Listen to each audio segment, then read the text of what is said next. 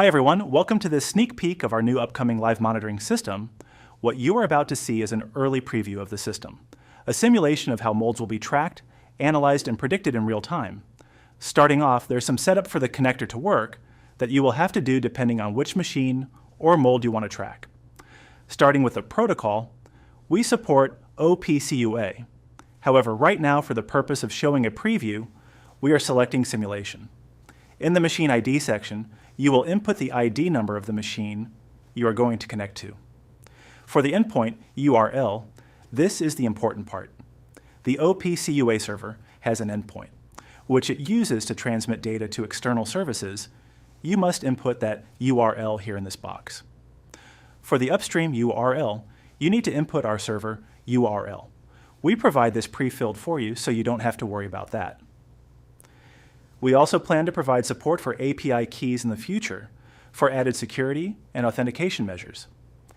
After adding that information, move on to the second part, which is the live monitor setup. This is where you connect the mold you are monitoring to the machine, which is transmitting the cycle data. What you have to do here is input machine ID, the same one as in the connector section. Then input the tool, ID, which is the mold ID. Next, input the name or identifier of the operator who is initiating the monitoring session. Click the Bind button. After doing that, scroll up to the connector section and click Connect. Finally, to start the monitoring session, press Start Monitoring. As you can see, the cycles start to come. In and down here it shows the RUL changes. They are also plotted for ease of reading. The first card shows the current status of the mold. It updates depending on the changes to the RUL or the events that happen throughout the run. It also shows the baseline RUL. This is the predicted RUL at the start, without factoring in shock events. Next, you can see the shock probability. Basically tells you what is the probability that a shock event might happen. And lastly, the recommended action.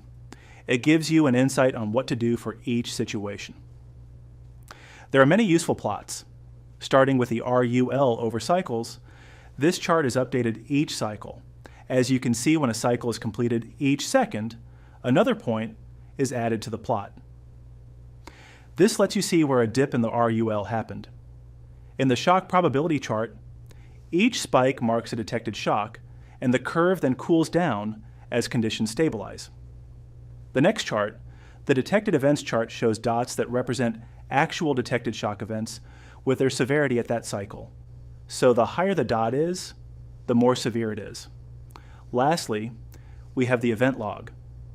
This tells you when and what significant event occurred, and the shock it had on the remaining useful life. In the simulation, we set it up so that each 25 cycles there is a shock event. This is so that you can see how the cards evolve and change according to the situation. You can also see the RUL doesn't magically improve. It only does so once the process conditions also improve. Let's wait and see what happens when it hits the 25 cycle marker several times. As you can see, the status changed from normal to watch, and its designated insight.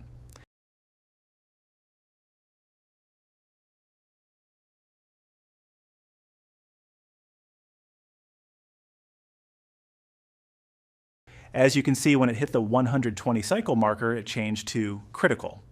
This is when the RUL flatlines and the insight tell you to contact maintenance to see what is going on before doing any more harm to the mold. We hope you enjoyed this sneak peek into the live monitoring system, coming soon to our product. If you want to be among the first to try this feature out, head on to our website and purchase a subscription and download the Enterprise app. We have more planned upgrades coming soon, so stay tuned for that as well. Thank you for watching this video, and I'll see you on the next one.